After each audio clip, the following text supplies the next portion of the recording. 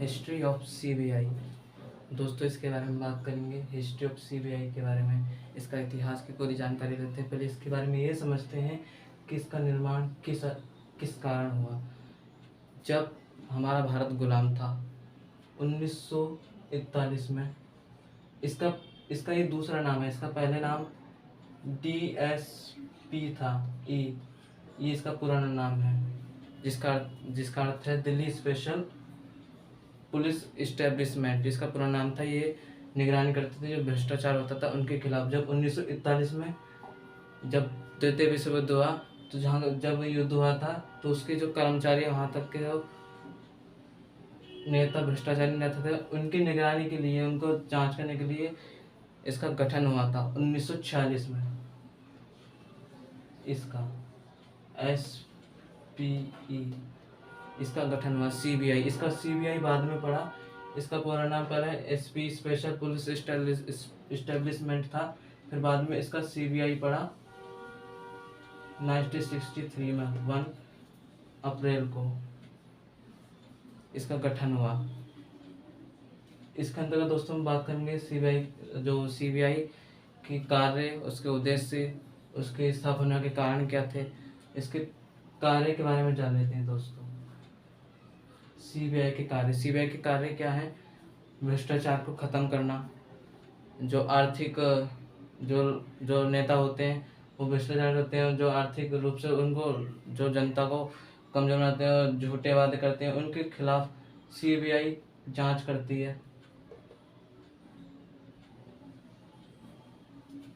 और साथ ही साथ इसके बारे में हम समझेंगे दोस्तों DSP के बारे में। पहले हमें इसका इतिहास समझ लेते हैं। मैंने भी बताया कि 1941 में जब द्वितीय विश्व युद्ध हुआ था, 1991 में ख़त्म हुआ था ना, जो 1945 से जो शुरू हो गया था, इसी के आसपास से जब सोवियत संघ का विघटन हुआ था, उसके इतिहास के बारे में इसी में दिया गया दोस्तों कि जो इसका गठित हुआ। इसका पूरा नाम, CBI का पूरा नाम था DSP, Delhi special police establishment, इसका पुराना नाम था। फिर 1963 में इसका नाम बदल कर CBI रख दिया, जो कि भ्रष्टाचारी नेता के खिलाफ आवाज़ उठाती है, उनको कैद में डालती है। और साथ ही साथ दोस्तों हम इसका मुख्यालय है दोस्तों, उस नई दिल्ली में है।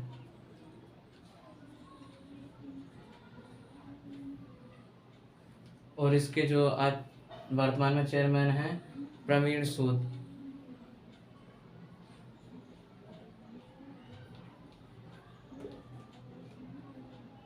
दोस्तों आप इन नामों को इन दोनों को याद कर, ये तो आपको याद होगा। इस प्रवीण सूद के नाम को याद कर लीजिए, जो क्या चेयरमैन है CBI के।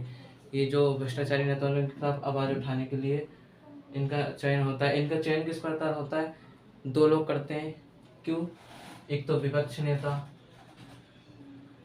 जो लोकसभा और राज्यसभा का जो विपक्ष नेता है वह करता है, और जो भारत का मुख्य न्यायाधीश है वो करेगा, और जो एक न्यायाधीश होता है अलग से, वकील, उसके द्वारा, इन तीनों के द्वारा इसका CBI के चेयरमैन का नियुक्त किया जाता है। और इनका कार्यकाल 2 वर्ष का होता है, 2 वर्ष का। दोस्तों आज इसे नोट कर लीजिए, इसको 1946 में, और इसका गठन कब हुआ इसको भी याद कर लीजिए दोस्तों। ये महत्वपूर्ण है एग्जाम के लिए, हिस्ट्री ऑफ CBI की। मैंने जो पहले बताया, विपक्षी नेता और भारत का मुख्य न्यायाधीश CJI,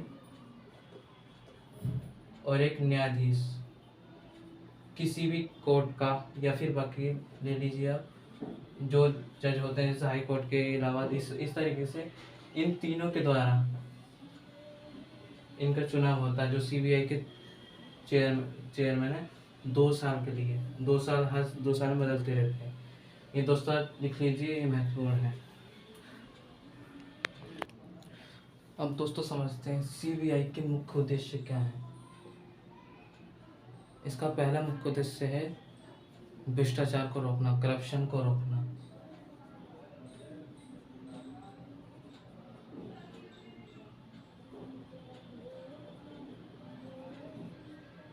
दूसरा इसका काम है सत्यनिष्ठा और ईमानदारी से काम करना। और संविधान की रक्षा करना भी इसका महत्वपूर्ण काम है।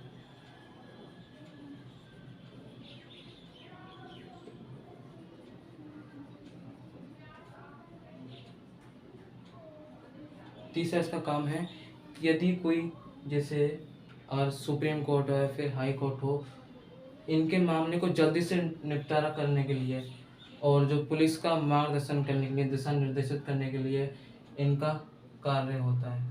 ये जल्दी से कर देते हैं, अनुसंधान करते हैं ना, इसलिए।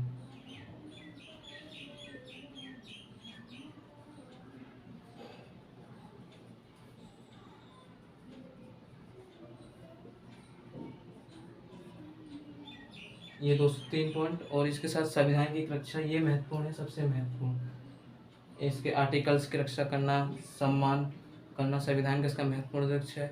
और जिससे आप देख सकते हैं, एक हो गया अंतर्राष्ट्रीय उद्देश्य, जो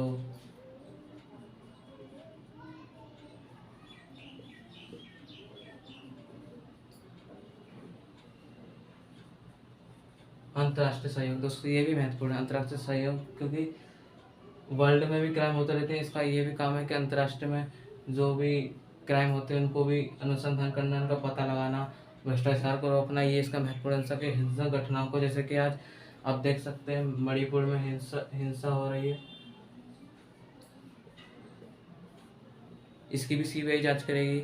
और आपने देखा था हर चीज़ की सीबीआई जांच करती है, जो पुरातन है, विरासत है, उनकी रक्षा करना। और साथ ही साथ जो ये मणिपुर घटना है, इसमें भी सीबीआई ने योगदान दिया है। और जितने भी सुप्रीम कोर्ट के मामले हैं, हाई कोर्ट के मामले हैं, उनका भी ये सॉल्व कर देती है, उनके आसान बना देती है काम, किसी कैदी को पकड़वाने में, उसको जेल में डालने के लिए इसका ही महत्वपूर्ण योगदान होता है। और जो लड़ाइयाँ होती हैं, दंगे होते हैं, उनका भी काम सीबीआई जांच करती है। ये उसके मुख्य उद्देश्य हैं दोस्तों। और जो मैंने बताया ये वही महत्वपूर्ण है, संविधान की रक्षा करना, हिंसा को होने से रोकना।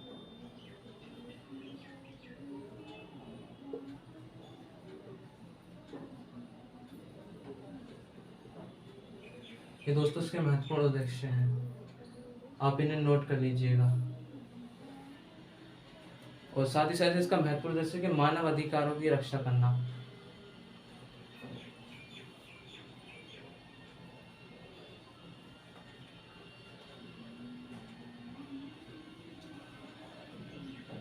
ये दोस्तों सीबीआई के मुख्य उद्देश्य हैं, भ्रष्टाचार को रोकना, संविधान की रक्षा करना, पुलिस को दिशा निर्देशित करना, क्योंकि कभी कभी पुलिस भी उसको समझ में नहीं आता, इसलिए केस सोल्व करने के लिए सीबीआई भी महत्वपूर्ण है। ये पता लगा के अनुसंधान करके, रिसर्च करके अंतर्राष्ट्रीय सहयोग करना, क्राइम और वर्ल्ड में क्राइम हो रहा है उसको भी रोकथाम करना, हिंसा को रोकने में मदद करना, मानव अधिकारों की रक्षा करना। और जो ऐतिहासिक पुरास्थल है, जैसे कोई तोड़ना दे, इसलिए इनका भी उद्देश्य होता है कि ये भी पता लगाते, किसी ने तोड़ा होगा तो उसका पता लगा लेगा। और हिस्ट्री में कार्बन 14 पद्धति के द्वारा वो एसआई उसके बारे में पता लगा लेती है, सीबीआई उसी में जांच करती है दोस्तों। ये इसके महत्वपूर्ण उद्देश्य हैं। फिर इसके हम कार्य की बात करते हैं, हमें पहले कार्य समझा देते, दोबारा उसको समझ लेते हैं। अब दोस्तों समझते हैं सीबीआई के कार्य। सीबीआई के कार्य भी महत्वपूर्ण है। सीबीआई के कार्य हैं कि पहला कार्य तो भ्रष्टाचार को रोकना हो गया,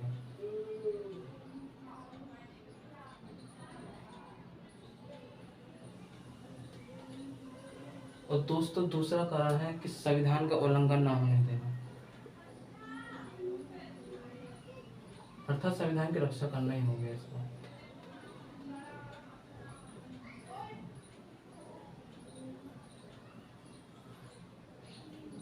तीसरा है कि यदि कोई व्यक्ति, जैसे होता है ना कहीं कहीं टैक्स लिया जाता है, तो उस टैक्स को वसूल करना, इसका काम यही है कि यदि कोई किसी से कर ले रहा है, तो सड़क टैक्स हो चाहे विदेशी मुद्रा टैक्स हो, उसको कंट्रोल में करना, उसकी जांच करना, इसका महत्वपूर्ण उद्देश्य ये सभी है।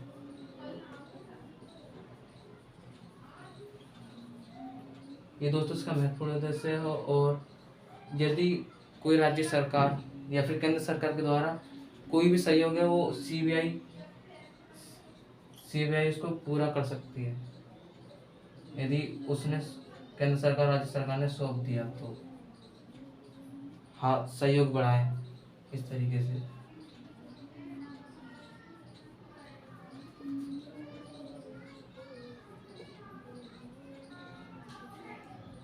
इसको कार्य केंद्र सरकार द्वारा नहीं हो रहा है या राज्य सरकार द्वारा नहीं हो रहा हो तो उसको सीबीआई जांच के लिए द्वारा भेजा जा सकता है। दोस्तों यही इसका सीबीआई के महत्वपूर्ण कार्य हैं। पहला कार्य भ्रष्टाचार को रोकना, ये महत्वपूर्ण है। संविधान का उल्लंघन न होने देना, संविधान की रक्षा करना। तीसरा, यदि कहीं पर सड़क पर, जैसे किसी राज्य में सड़क पर टैक्स लगाया जाता है, कोई नेता टैक्स लेता है, उसको उसको उसको कंट्रोल करना, उसको रोकना। और जो विदेशी मुद्रा पर टैक्स लेता है उसको भी कंट्रोल करना। और यदि कोई कार्य केंद्र सरकार या राज्य सरकार देती है सीबीआई को, तो उसको उसका कार्य संपन्न करना या सहयोग बढ़ाना, ये इसके महत्वपूर्ण सीबीआई के कार्य हैं। दोस्तों ये महत्वपूर्ण है किसी भी एग्जाम के लिए।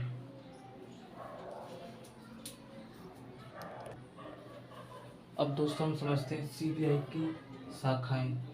7 शाखाएं हैं दोस्तों, जो पहले समझाया। पहली शाखा है भ्रष्टाचार को रोकना।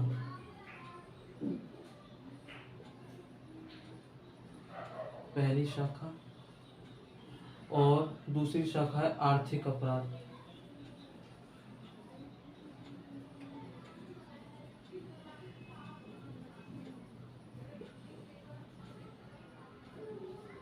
आर्थिक अपराध हो गया दोस्तों। और तीसरा है नीतिगत अपराध। दोस्तों पहले नहीं समझते, भ्रष्टाचार था, कोई नेता भ्रष्टाचार ही करता है, भ्रष्टाचारी है वो, उसको रोकने के लिए इसकी शाखाएं अलग अलग बनेंगी। विज्ञान प्रयोगशाला शाखा,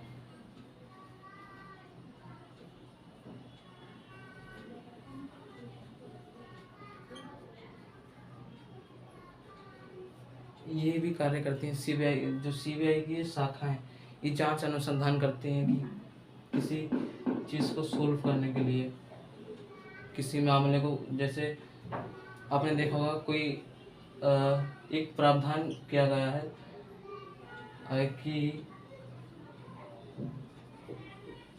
कोई जैसे नौकरशाह है, उच्च पद पे है, यदि वो कोई गलती करता है, वो भ्रष्टाचार करता है, तो उसको माफ़ कर दिया जाएगा। लेकिन संविधान में सख्त मना कर दिया है। सीबीआई ने पहले कहा था कि भ्रष्टाचार एक देश के लिए एक दुश्मन है, जो करप्शन है वो देश के लिए दुश्मन है। यदि करप्शन रहेगा तो देश का लोकतंत्र ही किस काम का। तो प्रावधान यह था कि कोई भी, चाहे वो उच्च पदाधिकारी क्यों ना हो, चाहे वो आईएएस हो जाए, आईपीएस हो जाए, कोई भी अधिकारी हो, वो प्रिवेंशन ऑफ करप्शन एक्ट के तहत, जो 1988 में आया, उसके तहत वो भी एक अपराध होगा। यदि कोई नौकरशाह अपराध करता है, जो कितना भी उच्च पद हो, जब पुलिस वाला क्यों ना हो, वो प्रावधान है कि सीबीआई ने पहले ही कह दी, सुप्रीम कोर्ट सीबीआई ने, कि कोई भी अपराध हो, चाहे वो उच्च पद का अधिकारी हो चाहे नीचे पद का, ये तो समानता होगा ना। संविधान में क्या लिखा है? संविधान का अनुच्छेद 14 कहता है ना कि समानता देना, सभी को समानता। यदि फिर इसका तो उल्लंघन होगा ना। यदि कोई नेता उच्च पद पर, या फिर आईएएस ऑफिसर है, या फिर आईपीएस ऑफिसर, जो भी हो, यदि कोई गलती करता है, उसको माफ़ कर दिया जाए, तो आर्टिकल 14 का अपमान होगा, उल्लंघन होगा। इसलिए सीबीआई ने पहले बोल दिया कि भ्रष्टाचार देश के लिए दुश्मन है, चाहे वो कितना भी उच्च अधिकारी हो, उसको सदा आर्टिकल 14 समानता के तहत, चाहे वो कितना भी बड़ा क्यों ना हो, उसको सजा दी जाएगी, अपराध की श्रेणी में उसको गिना जाएगा। यही इसका महत्वपूर्ण उद्देश्य है। और एक लोकायुक्त, जो मैंने पहले बताया था ना, जो डीएसपी, जो सीबीआई का पुराना नाम है, इसके एक्ट के तहत तो सीबीआई की स्थापना हुई 1963 में, मैंने जो पहले बताया 1 अप्रैल को।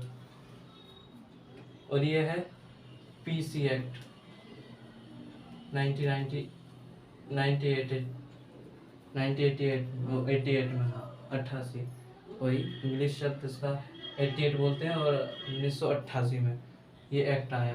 एक लोकायुक्त एक्ट था, उसके तहत भी भ्रष्टाचार को रोकना इसका महत्वपूर्ण कार्य था। और जो ये जो महत्वपूर्ण है दोस्तों, इनका ये इसकी कितनी शाखा हो गई, 1 2 3 4, ये 4 शाखा हो गई। अगली शाखा है कि जो विज्ञान प्रयोगशाला भी होगी। इसका कार्य है कि जो अ, अनुसंधान करना, रिसर्च करना, इसके महत्वपूर्ण उद्देश्य हैं भ्रष्टाचार को रोकना, आर्थिक अपराध को रोकना, जो आर्थिक अपराध होते हैं, और नीतिगत अपराध उनको रोकना। इस तरीके के अपराध इसकी सीबीआई की महत्वपूर्ण शाखाएं हैं। और जो मैंने पहले बताया P6 दोस्तों, इसको आप नोट कर लेना, ये महत्वपूर्ण है। और एक लोकायुक्त एक्ट हो गया, वो भी महत्वपूर्ण है। और ये आर्टिकल 14 जो मैंने अभी बताया ना, कि कोई भी बड़ा ऑफिसर हो, चाहे छोटा हो चाहे बड़ा हो, समानता दोनों के लिए आर्टिकल 14 के अनुसार उसको सजा दी जाएगी, चाहे वो कितना भी उच्च अधिकारी हो। 1 मिनट दोस्तों, अगर हम करते हैं इसको मिटो के। अब दोस्तों यहाँ तक हो गया दोस्तों। इसकी 5वीं शाखा है विशेष अपराध, कोई बड़ा अपराध हो उसको भी रोकना, इसका महत्वपूर्ण उद्देश्य है। एक छठा है अभियोग निदेशालय।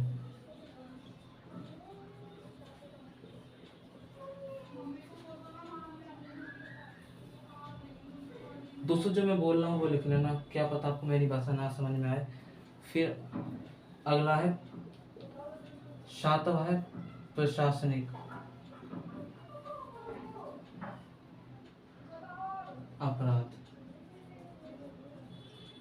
ये इसकी 7 शाखाएं हैं। मैंने पहले बताया दोस्तों कि 1941 में जब द्वितीय विश्व युद्ध शुरू होने वाला था, उस वक्त जो भ्रष्टाचारी नेता थे उनको पकड़ने के लिए DSPE एक्ट लाया गया, जो कि 1946 में आया। फिर इसको ही CBI में सम्मिलित कर दिया गया। फिर इसका नाम केंद्रीय अन्वेषण ब्यूरो रख दिया, इसका नाम। ठीक है दोस्तों। फिर आता है लोकायुक्त एक्ट।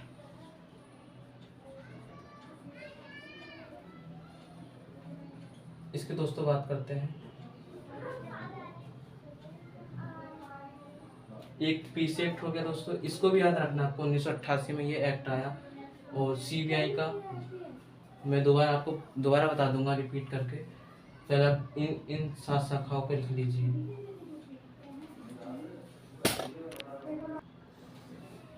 दोस्तों मैंने भी बताया था लोकायुक्त एक्ट,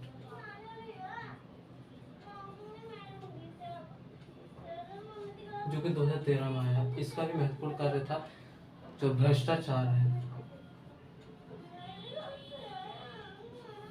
उसको रोकना, यही इसका महत्वपूर्ण उद्देश्य है। और साथ ही साथ दोस्तों हम इसके अंदर सबसे महत्वपूर्ण ये है कि आपको एक शब्द आएगा जिसके अंदर CBI अकादमी लिखा होगा, वो भी महत्वपूर्ण है, जो कि गाजियाबाद में उत्तर प्रदेश में स्थित है। मुंबई, चेन्नई, इन जगह इनके मुख्यालय हैं, जो कि भ्रष्टाचार को रोकने के लिए लगे हुए हैं। ये इसका महत्वपूर्ण उद्देश्य है दोस्तों। और फिर आपको पता होगा CBC, ये एक सतर्कता केंद्र आयोग होता है, जिसका मुख्य उद्देश्य CBI की मदद करता है और भ्रष्टाचार को रोकने में इसका महत्वपूर्ण उद्देश्य है। 2013 में आया दोस्तों। इसके अनुसार फिर 2014 में, जो मैंने पहले समझाया, 1946 में DSPE के अंदर अमेंडमेंट हुआ 2014 में, कि विपक्ष का नेता ही CBI के जो चेयरमैन है उसका चुनाव करेगा और दूसरा CBI करेगा। दोबारा से दोस्तों, मैंने पहले ही समझा दिया था, विपक्ष का नेता, दूसरा CJI, और तीसरा एक न्यायाधीश, चाहे वो किसी भी कोर्ट का हो, ये इसका चुनाव करेगा। यही दोस्तों महत्वपूर्ण उद्देश्य इसके, आप इनको नोट कर लीजिएगा। यही महत्वपूर्ण है जो एग्ज़ाम में आते हैं दोस्तों। ये जो CBI है, इसके अंदर लगभग 5000 लोग काम करते हैं और 250 जो कि अनुसंधान का कार्य करते हैं। ये महत्वपूर्ण इनका उद्देश्य होता है। और दोस्तों जो मैंने बताया, ये पेपर में आ सकता है दोस्तों 3 मार्क्स का। इसका नाम आएगा 3 सदस्यीय समिति। ये महत्वपूर्ण है दोस्तों। बस दोस्तों, बस इसके अंदर इतना ही है, इससे ज़्यादा कुछ है नहीं। जो मैंने बताया लोकायुक्त, इसके अंदर भी यही 2 साल के लिए जो मैंने पहले बताया, 2 साल के लिए उनका चुनाव होता है, जो कि आज प्रवीण कुमार जो प्रवीण सूद है। और इसके बारे में दोस्तों इतना ही है। और इससे जो मैंने बताया पहले सीबीआई अकादमी, उसके बारे में भी जो 1996 में जिसका प्रारंभ हुआ गाजियाबाद उत्तर प्रदेश से, यह भी भ्रष्टाचार को रोकने के लिए कार्य करती है। ये इसके महत्वपूर्ण उद्देश्य है। तो इससे ज़्यादा कुछ इसके अंदर है नहीं। जो मैंने पहले बताया कि समानता आर्टिकल 14, उसको भी आप पढ़ लेना, क्योंकि वो महत्वपूर्ण है। क्यों? क्योंकि कोई भी व्यक्ति जब वो किसी भी पद पे हो, सीबीआई की जांच में यदि वो करता है तो वो कितना ही बड़ा हो तो भाई उसको सजा होगी। ये सीबीआई का मुख्य उद्देश्य है कि इसको ख़त्म करना। स्पेशल पुलिस इस्टेब्लिशमेंट है, उसके अनुसार सीबीआई का गठन हुआ। दोस्तों लिख लेना, मैं दोबारा बता देता हूँ। अप्रैल 1963 में इस एक्ट के द्वारा, जो कि DSPE एक्ट 1946 में आया। इस तरह ही दोस्तों इसके अंदर ज़्यादा महत्वपूर्ण यही इसके महत्वपूर्ण चीज़ें हैं। यदि दोस्त आपको समझ में आया हो तो ज़रूर लाइक करें।